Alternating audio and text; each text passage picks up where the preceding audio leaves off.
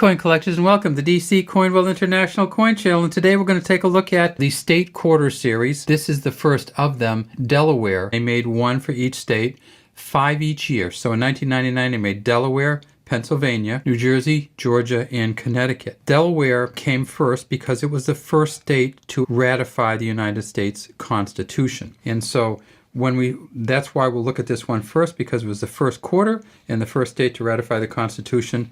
But first, let's look at where this came from. The Washington quarters from 1932 to 1998 all had the same image on them. They had George Washington facing to the left, said, "In God we trust," under his chin, and then behind George would be the mint mark. And this one it's a P, this one it's a D. If we flip it up, we would see way down in there's a J and an F. And that's for John Flanagan, who was the engraver of this first quarter. See the JF down there. The D is for Denver, that's a mint mark. The P is for Philadelphia. And there's also one other mint mark on these coins, and that is the S for San Francisco, but that would only be in the proof set version. They weren't a circulating S, they were a proof set S. Here's the Denver version of the 1999. And you see they kept John Flanagan engraving here for the front. Let's take a look at the back of the 1998 coin, and we see that it says United States of America, e pluribus unum, and $quarter. If we take a look at the front of the 1999, it says United States of America. So they took it from the back of the 98 and put it on the front of the 99. They took the "In God We Trust" from under his chin and they put it behind him. They kept the mint mark in the same place. You notice that this image is actually a bigger engraving than this one. They made the image smaller. They took the liberty from above his head and put it under his chin. And they took the $quarter from the back. What happened to the e pluribus unum? Well, they did keep that on the back, and they kept the e pluribus unum on the back right down here.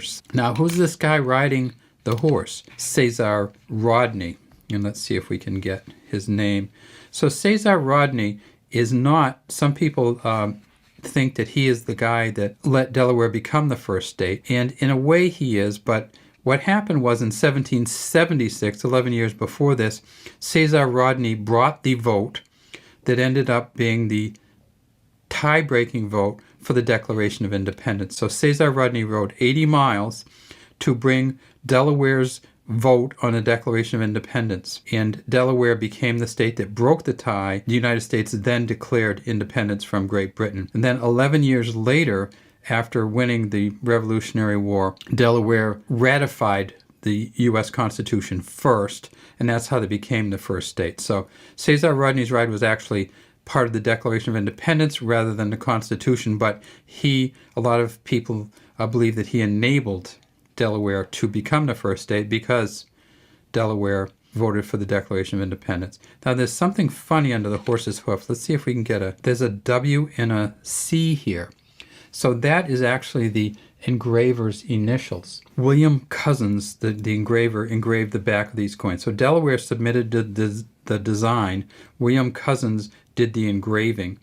And because they had to change so much on the front, they actually changed the initials. There's a JF down here for John Flanagan. After 1998, we got another one here, and there's a JF there right above my pen, and a WC. So they took John Flanagan and added the William Cousins signature to the coin.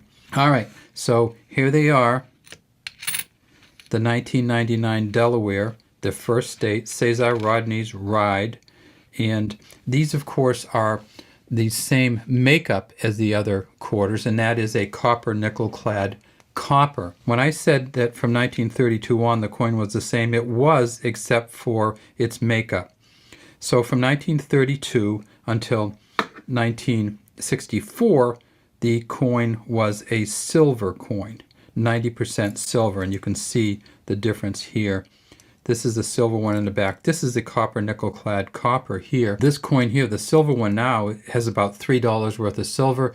In the 60s, they decided they needed to move away from the silver, so they got the copper nickel clad copper, and that's what this one is right here, and all the modern ones are, and that's from 1965 on. So this coin here was actually made from 1965 to 1998, and then in 1998 they moved on to the state quarters, which they did for 10 years, and then they added some territories or commonwealths like Puerto Rico and Guam after the 10 years. So we'll start going through these year by year, state by state, and hopefully you'll enjoy these videos.